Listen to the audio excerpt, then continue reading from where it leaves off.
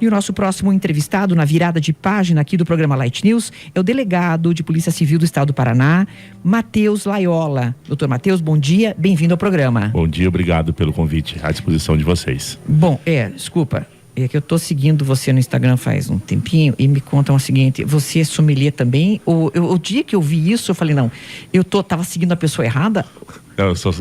Eu me formei o ano passado e esse ano eu estou fazendo o curso de extensão em vinho. Seria como se fosse uma pós-graduação, né? Bom, sensacional, né? Eu adoro. Bom, vamos fazer o seguinte, como o tema é bacana, vamos...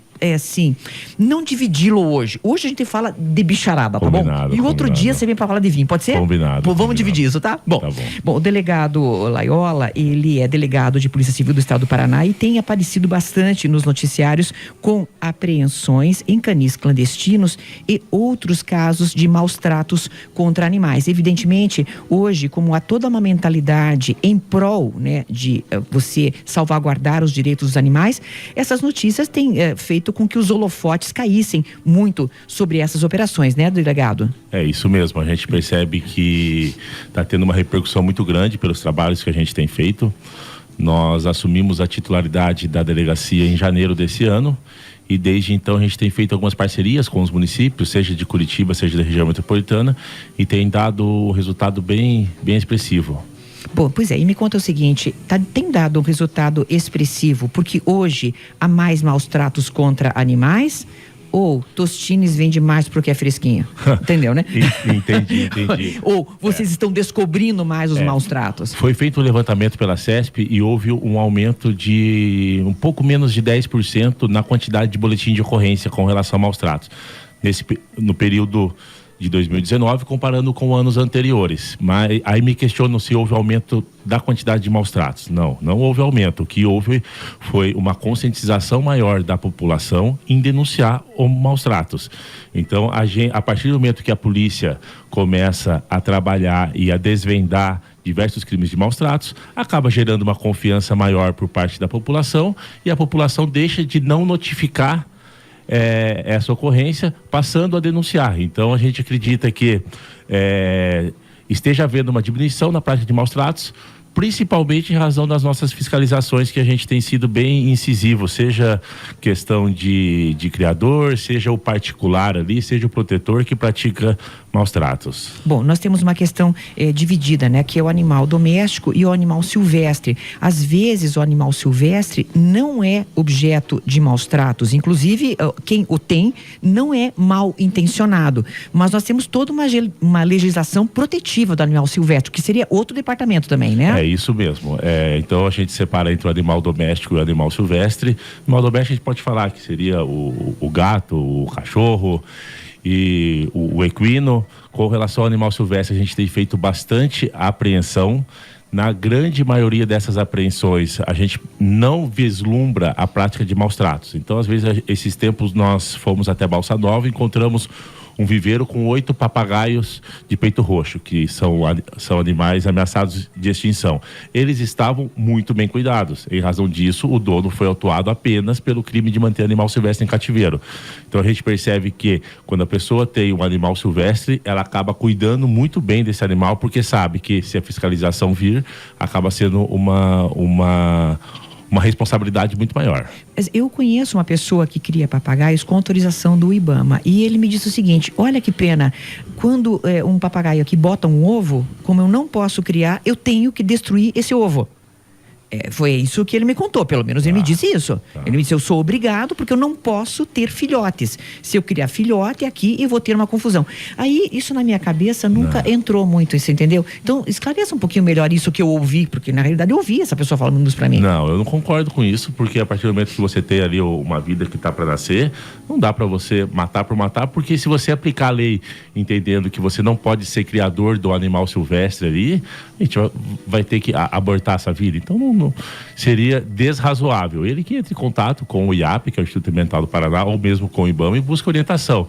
eu tenho quase que certeza que esses órgãos ambientais não vai falar que tem que destruir esse ovo, né? Seria totalmente uma falta de bom senso incrível. Bom, doutor, me conta o seguinte, como é que funciona burocraticamente a coisa? Para quem que a gente denuncia, você é delegado da Polícia Civil, atua em Curitiba, na região metropolitana também, e quando que entra o IBAMA, quando que entra o IAP? Porque a gente tem, nós da população comum, temos uma confusão mental enorme, sim. A gente não sabe nem para quem falar o que, certo? Vamos lá, a Delegacia de Proteção ao Meio Ambiente, ela é vinculada à Polícia Civil, então nós somos policiais civis.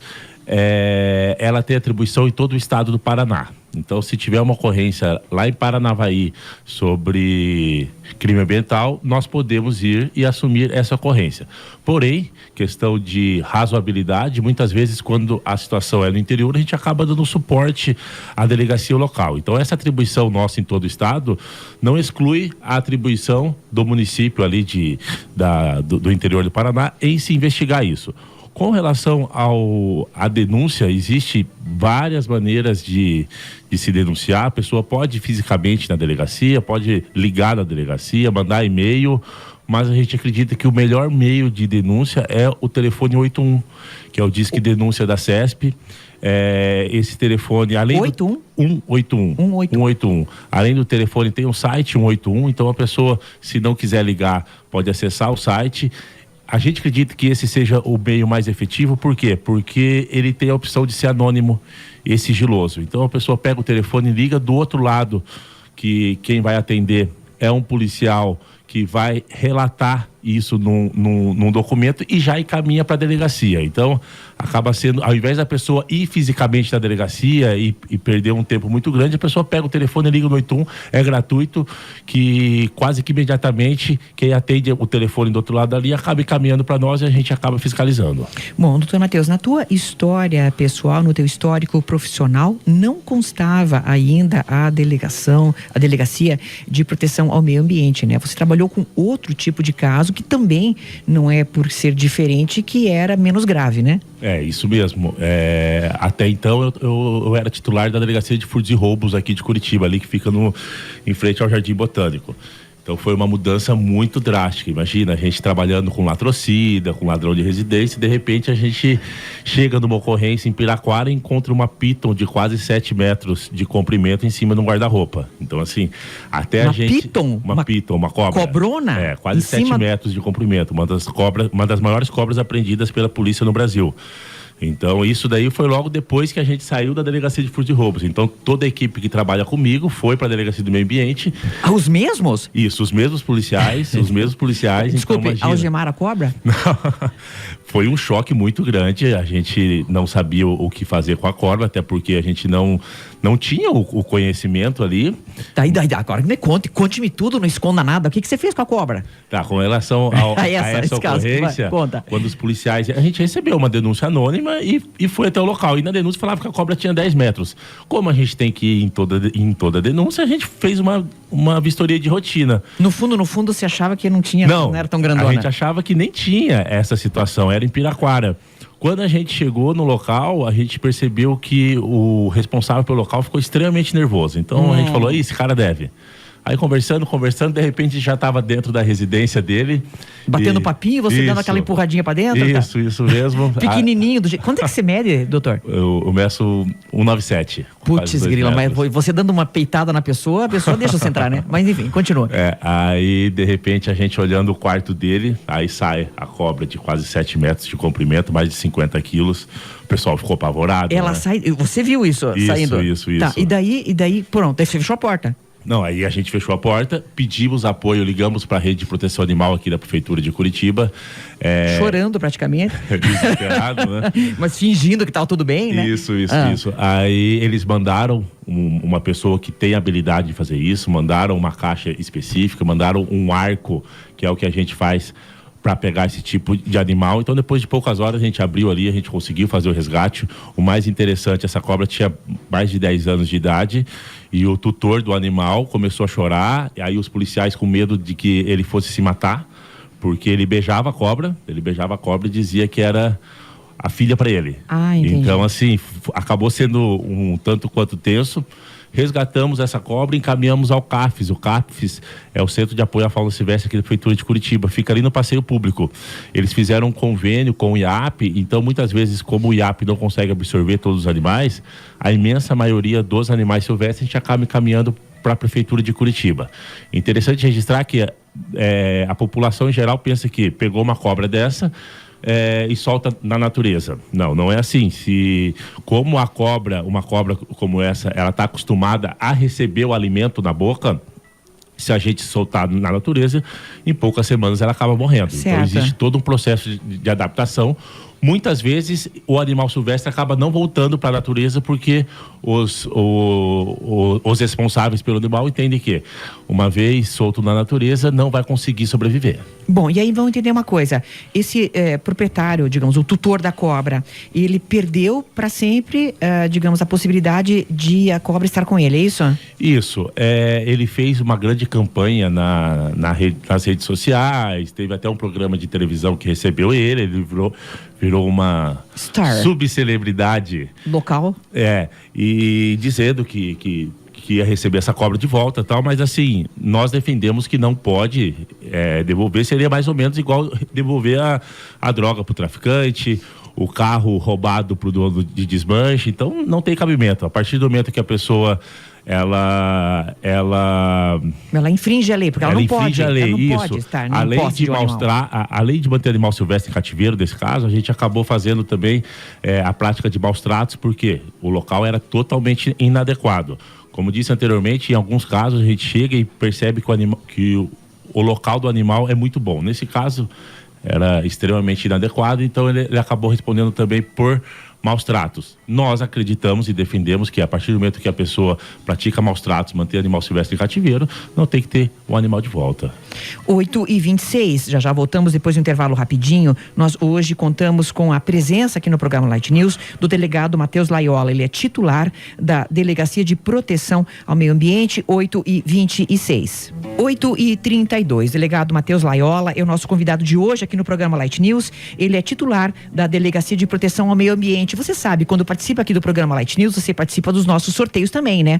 Hoje tem par de ingressos para o UCI, válidos para qualquer dia da semana e em qualquer sessão. E ainda par de convites para o concerto, banda de música Sindacta 2. Olha aí, acontece no dia 14 de outubro, segunda-feira, no Teatro Positivo. O delegado estava me contando de um caso bastante triste e até emblemático, que hoje será revelado de forma oficial para a imprensa na hora do almoço. Só que como ele está aqui, vai contar para nós a título de furo, afinal de contas, eu cheguei primeiro, né, delegado? É isso mesmo. Então conta para nós. Então, no dia 4 desse mês, ou seja, há poucos dias, a gente recebeu via rede social alguns vídeos onde aparece um cachorro agonizando, um cachorro da raça Pitbull. Nós realizamos diligências, conseguimos identificar quem seria o agressor desse cachorro e a gente conseguiu as câmeras de segurança, as câmeras de monitoramento e conseguimos identificar o responsável pela agressão. Então, nos causa uma revolta muito grande, né? A gente chegou ontem no local, ele acabou confessando... Desculpe, no dia 3 vocês resgataram o animal. Aí ontem chegaram ao culpado. No dia 4 nós recebemos os vídeos. Tá, desculpe, tá. Isso, no dia 4. E aí a gente começou a investigar para saber onde que era o local e quem era o agressor do animal. Entendi. Vocês tinham vídeos desse animal, em que condição? Quais eram as imagens que vocês tinham, delegado? As imagens eram de uma pessoa que tinha resgatado um cachorro pitbull dentro de um saco e praticamente morto. Então a pessoa estava dando água para esse animal e aí a gente começou a investigar. Ontem nós fomos até a residência, a gente foi na segunda-feira já na residência do suspeito, nós não encontramos e ontem a gente retornou.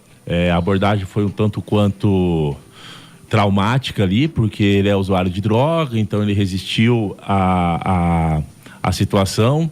Na delegacia, ele acabou confessando que realmente ele espancou o cachorro dele, porque ele estava drogado. Então ele tinha cheirado cocaína, então espancou. E ele achou que o cachorro tinha sido morto. Então ele pegou o tijolo, ele deu várias tijoladas na cabeça do pitbull, achou que o cachorro tivesse morto, colocou dentro de um saco e abandonou o saco. Então a gente vai mostrar para a imprensa e para a população, consequentemente, toda essa ação, ele abandonando o saco, o animal agonizando. Mas hoje, graças a quem resgatou, esse animal já está bem já e... respondendo, complementando aquela pergunta anterior, antes do primeiro intervalo, é assim, imagina se a gente devolvesse esse animal pro agressor, não tem lógica, né? Não tem lógica, então tem que ficar sem. Ontem nós apresentamos para a imprensa um caso de um cachorro pincher também, que ele foi filmado sendo agredido. O que a gente fez? A gente retirou o animal do agressor, então tem sido uma rotina nossa fazer esse trabalho de resgate de animal machucado. Bom, e com relação, nós temos uma discussão muito grande aqui no programa, cada vez que nós falamos de proteção animal, nós falamos sobre as penas que não seriam ainda contundentes o suficiente para inibir esse tipo de crime. Não, é extremamente frustrante nesse sentido. Então, se a gente pensar, não vamos trabalhar porque o autuado não fica preso, a gente acaba não fazendo nada. Então a gente resolveu mudar um pouco a nossa estratégia de abordagem. Infelizmente a pena de maus tratos é uma pena muito baixa, que não permite que o delegado encarcere a pessoa, ou seja, que ele fique preso. Então a gente tem que obedecer à lei, lógico, senão pratica crime de abuso de autoridade. Então nós damos no local voz de prisão ao responsável pela prática do crime ambiental, encaminhamos para a delegacia, fazemos o termo circunstanciado, que seria o procedimento investigatório para o caso, e se ele assinar um termo de compromisso de que vai comparecer na audiência, a gente é obrigado a liberar. Então, acaba sendo um tanto quanto frustrante. A situação de ontem, quando vocês tiverem o vídeo em mãos ou olhando na televisão, vocês vão ficar revoltados. O cara praticamente matou o cachorro, ele já responde pelo crime de receptação, ou seja, é um reincidente, a gente teve que ouvir e liberar. Buscando uma alternativa com relação a essa penalidade que é muito branda, a gente resolveu por mexer no órgão mais sensível do ser humano, que é o bolso. Então a gente acaba oficiando a prefeitura para que a prefeitura, no seu poder de fiscalização, acabe multando essas pessoas. Então, desde janeiro, a gente já tem praticamente R$1 milhão em multas aplicadas pelo município só de Curitiba. Então, a gente acredita que seja um jeito de deixar um pouco mais severa a punição da prática de crime de maus tratos. Bom, e delegado, entendendo também a questão do comércio de animais, que está muito vinculada também aos maus tratos. Quando nós vemos algumas imagens de apreensões feitas em canis clandestinos, nós percebemos o péssimo estado em que se encontram, inclusive, as matrizes, né, obrigadas praticamente a multiplicar cachorros o tempo inteiro. O que vocês têm visto com relação a esta questão do comércio animal? Porque, claro, se não houvesse demanda, também não haveria oferta? Isso, o que a gente percebe é assim, que na imensa maioria das nossas fiscalizações, a gente acaba encontrando, principalmente em criador, a gente acaba encontrando animais em bom estado. Então, assim, a gente muitas vezes orienta, dizendo, tem que melhorar aqui, tem que melhorar ali, mas quando a gente percebe que há intenção da prática de maus tratos, a gente simplesmente chega, retira os animais do criador e autua. Há poucas semanas nós fizemos uma investigação bem grande, onde houve a expedição de diversos mandados judiciais de uma grande rede de pet shop. Então, essa rede de pet shop, ela vendia por Curitiba, em vários shoppings, animais de raça. E quando a pessoa chegava e falava que queria ver a matriz, queria ver o canil, eles falavam que não podia ver o canil por questão de segurança. Mentira, a gente tem prova mais do que suficiente que eles não deixavam ver o canil, porque o canil era muito ruim. Então, nós chegamos no local, nós apreendemos todos os animais de raça, os donos foram indiciados pela prática de vários crimes, houve uma repercussão muito grande. Então, em razão dessas nossas ações aí, a gente vê movimento na Assembleia Legislativa tentando regulamentar a parte de criador, nós vemos na Câmara Municipal aqui de Curitiba também tentando fazer isso. Bom, essa visibilidade evidentemente faz com que a população se movimente mais. E você tem visto que provavelmente, se nós optarmos como cultura, não comprar animais e adotar, você tem visto que isso talvez fosse uma maneira de coibir esse tipo de tráfico? A gente percebe que a cada castração que é realizada em animal, nós deixamos de ter 10 animais a menos.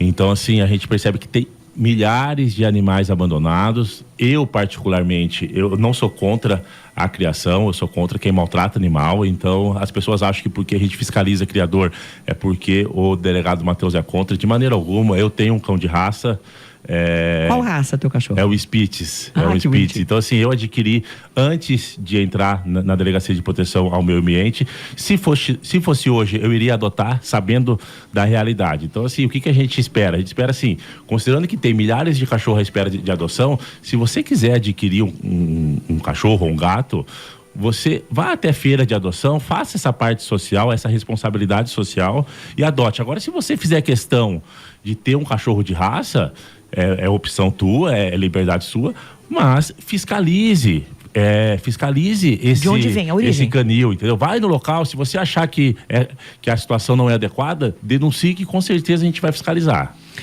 8h40, delegado Matheus Laiola, hoje aqui no programa Light News. Os maus tratos contra animais são o nosso tema. Daqui a pouco a gente se encaminha para o último bloco aqui do programa. A nossa entrevista aqui do programa Light News, essa última parte do programa, é com o delegado de Polícia Civil, titular da Delegacia de Proteção ao Meio Ambiente, Matheus Laiola. As apreensões de animais com maus tratos e também aqueles animais criados de forma inadequada, são esses os nossos temas de hoje aqui no programa Light News.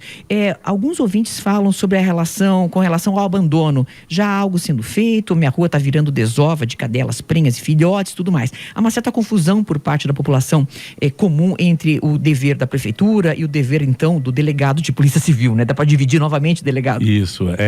A gente tem a função penal, né? Então, se a pessoa praticou um crime ambiental, cabe à delegacia investigar e penalizar esse infrator. Agora, com relação ao cachorro abandonado, o cachorro que tem que ser resgatado, isso daí é dever do poder público municipal. Então é a prefeitura que tem que fazer política pública para recolher esse animal.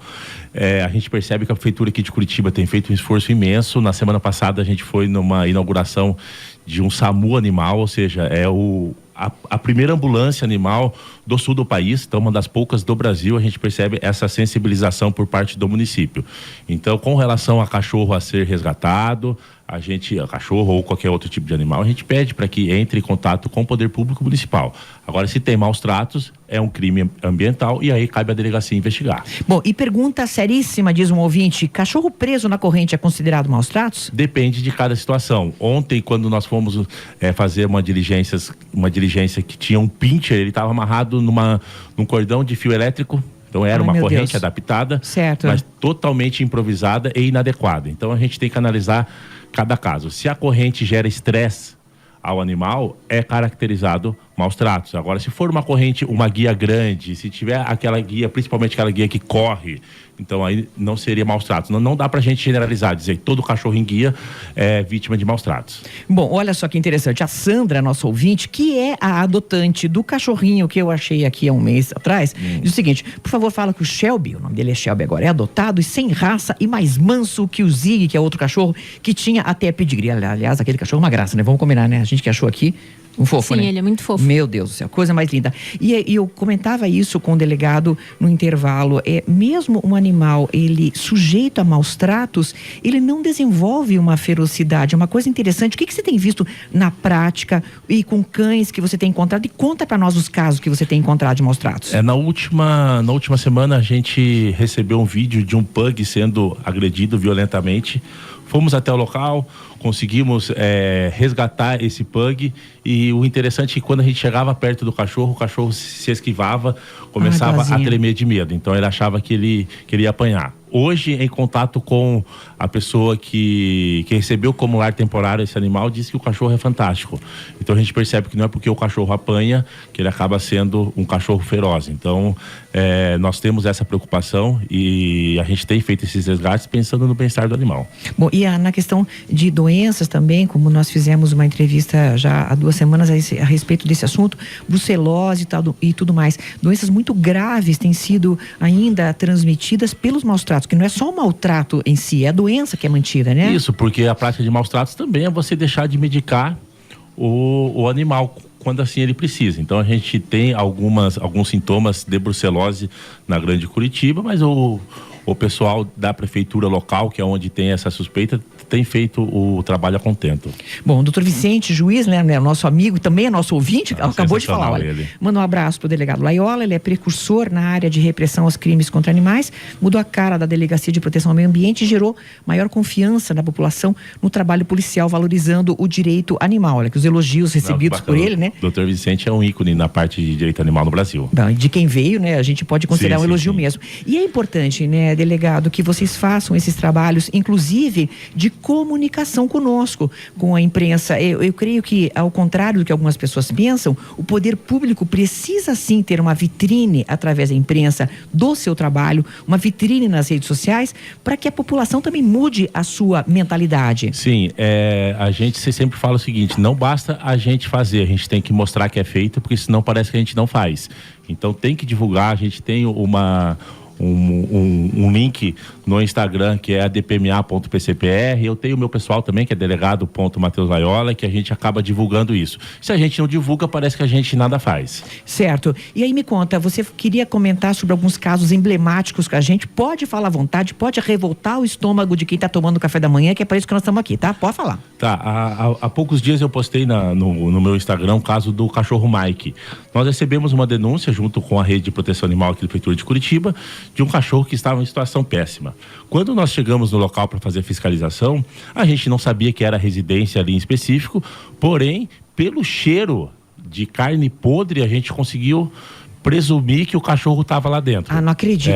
Mas peraí, cheiro de carne podre como se fosse carne uma carniça. De pessoa morta. Isso. Então a gente falou, não, a partir do momento que tá esse cheiro, provavelmente é nessa residência. A gente entrou na residência e a gente visualizou um cachorro morrendo vivo ali. Então ele tinha sido atropelado há 6 meses antes e o tutor desse animal, um senhor, ele não tinha feito nada de medicação. Então o cachorro, ele estava sendo comido por larva, por varejeira e estava vivo. Já tinha uma orelha toda comprometida. Ah, meu Deus.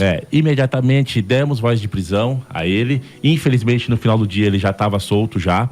Foi aplicada uma multa considerável e o cachorro foi resgatado. Então, se vocês entrarem no meu Instagram, vocês vão ver que uma emissora de televisão acabou fazendo uma reportagem especial com esse cachorro. Então, hoje, esse cachorro está super bem, está sem a orelha, ele tem problema de visão por causa das lesões. Cocker? É um cocker, mas, gente, mas não dá para ver que é um cocker.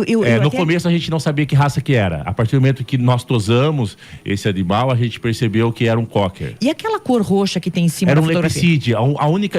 O agressor falava o seguinte, não, mas eu tô medicando com lepsídea. Lepsídea é para tirar o bigato ali, é aquela cor roxa, né?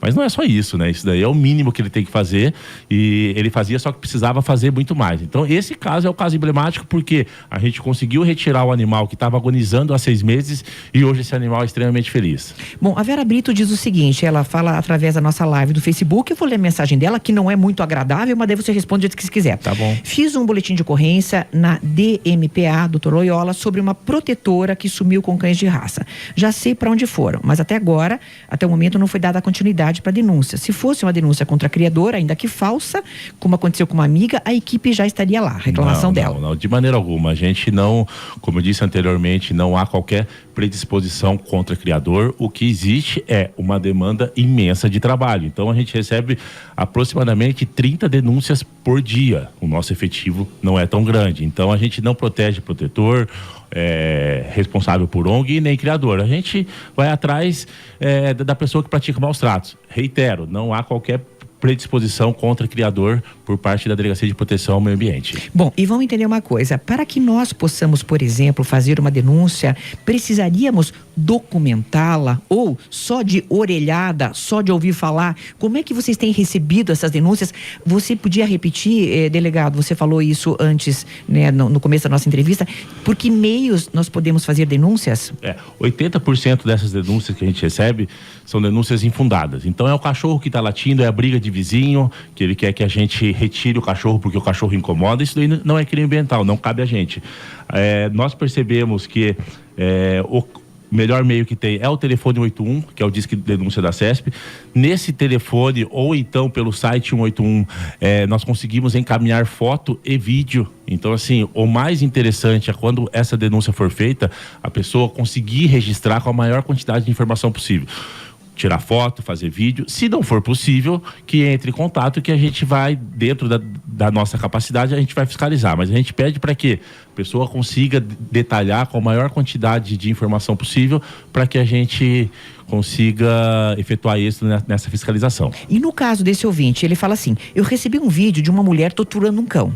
Eu não consegui ver inteiro. Posso enviar vocês para que o delegado possa descobrir quem é e puni-la? Não. Primeiro, não mande para mim, que eu não sou polícia. E segundo, me conta o seguinte: você acaba recebendo aqueles vídeos virais de WhatsApp e tal? Como é que fica isso também? Porque aí você não tem como saber a origem, ou tem? Isso. Esse vídeo provavelmente é um vídeo onde aparece uma mulher cortando a pata de um cachorro. Ai, Deus o livre, meu Deus. Que eu recebi isso por WhatsApp, pelo Instagram, mas aí a gente foi investigar, foi uma senhora que praticou esse crime no Vietnã. Então as pessoas chegam, pegam o vídeo cortado e começam a falar que é no Brasil, que é um absurdo e que ninguém faz nada. Então, se tiver essa informação, um vídeo desse, entre no site 181, anexe esse vídeo que a gente vai investigar a origem disso. Mirela diz o seguinte: a minha avó tem 94 anos, mora com uma cuidadora. Não aceita ir morar com os filhos porque é acumuladora de gatos. Tem 20 numa casa pequena, gasta metade da aposentadoria com cuidados veterinários, os gatos ficam confinados na área de serviço da casa. Já tentamos todos os órgãos e ONGs para ficar com os gatos e não conseguimos ninguém. Tememos pela saúde dela dos animais, estamos de mãos atadas e a vizinhança, por saber que ela cuida, acaba deixando mais gatos no quintal dela. É crime abandonar gatos, mas o que faremos se também é crime essa condição para uma senhora dessa idade? E aí vamos falar sobre os acumuladores em geral, tá, delegado? Tá, com relação ao acumulador é bem delicado porque acaba sendo um transtorno de personalidade. Então, além de eventual crime ambiental, a gente tem questão de saúde pública. Nos casos de acumulador, a gente entra em contato com o município local e o município local acaba encaminhando assistente social para tentar melhorar as condições desse local. Então, além da questão criminal, existe essa questão de saúde pública. Não é fácil, porque também muitas vezes o município, quando ele tem algum local para receber os animais, é como se fosse uma cadeia, começa a superlotar, certo. A delegacia começa a apreender demais, aí não tem espaço.